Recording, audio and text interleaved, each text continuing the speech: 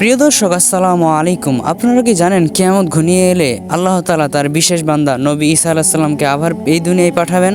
কখন তিনি আগমন করবেন এবং কিভাবে ইমাম মাহাদির সঙ্গে তার সাক্ষাৎ হবে আর কিভাবে তিনি দাজ্জালকে ধ্বংস করবেন, আজ আমরা সেই বিষয়ে সংক্ষেপে নির্ভরযোগ্য ইসলামিক বর্ণনা নিয়ে আলোচনা করব।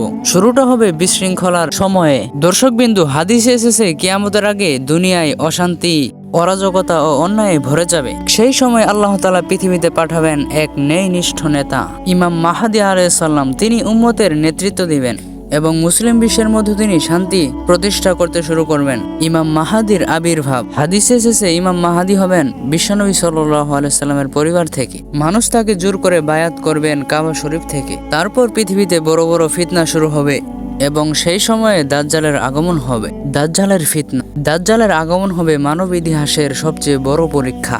সে মানুষের ঈমান পরীক্ষা করবে এবং অবিশ্বাস্য দৃশ্য দেখাবে। নিজেকে স্রষ্টা দাবি করবে এবং মানুষকে বিভ্রান্ত করার চেষ্টা করবে। তার অত্যাচারে পৃথিবী অগ্নিগর্ভ হয়ে উঠবে। ঠিক সেই সময় ঈসা আলাইহিস সালামের আগমন। হাদিসে এসেছে নবী ঈসা আলাইহিস সালাম অবতরণ করবেন দামেস্ক শহরের পূর্ব দিকে সাদা মিনারের কাছে। তিনি দুই ফেরেশতার পাখার উপর ভর করে অবতরণ করবেন। মুখমণ্ডল যেন ঝরে পড়া পানির মতো উজ্জ্বল হবে। শান্তি ও ন্যায়ের প্রতীক হয়ে তিনি পৃথিবীতে আসবেন। ইমাম মাহাদির সাথে ঈসা আলাইহিস সালামের সাক্ষাৎ।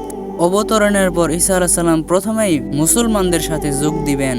ইমাম মাহাদি তখন মুসলিম বাহিনীদের নেতা হবেন এবং দাজ্জালের বিরুদ্ধে যুদ্ধের প্রস্তুতি চলবে। হাদিসে উল্লেখ আছে, ফরজ নামাজের সময় হবে তখন ইমাম মাহাদি ঈসা আলাইহিস সালামকে ইমামতি করতে অনুরোধ করবেন। কিন্তু ঈসা আলাইহিস সালাম বলবেন, তোমরাই তোমাদের নেতার ইমাম। আমি আল্লাহর নবী হযরত মুহাম্মদ সাল্লাল্লাহু আলাইহি সাল্লামের উম্মত হিসেবে তোমাদের পিছনে নামাজ আদায় করব।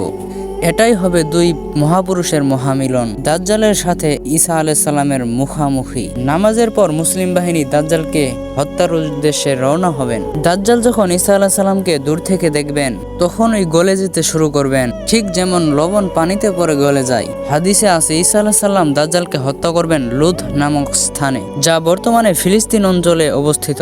এই হত্যার পর দুনিয়াবাসী দাজ্জালের এই ভয়াবহ ফিতনা থেকে মুক্ত হবে। শান্তি ও ন্যায়ের যুগ। দাজ্জাল ধ্বংসের পর ঈসা আলাইহিস সালাম পৃথিবীতে ন্যায় বিচার প্রতিষ্ঠিত করবেন। মানুষের মাঝে শান্তি ফিরবে, সম্পদ বাড়বে এবং যুদ্ধ বন্ধ হবে এবং ইসলাম পুরো দুনিয়া জুড়ে ছড়ে পড়বে। তিনি বহু বছর ধরে পৃথিবীতে ন্যায় ও ন্যায় বিচার নিয়ে জীবনযাপন করবেন। প্রিয় দর্শক, এটাই হলো ঈসা আলাইহিস সালামের আগমন, ইমাম মাহাদির সাথে সাক্ষাৎ এবং দাজ্জালের হত্যার ইসলামিক বর্ণনা। ভিডিও ভালো লাগলে অবশ্যই সাবস্ক্রাইব করবেন এবং লাইক করতে ভুলবেন না। আসসালামু আলাইকুম।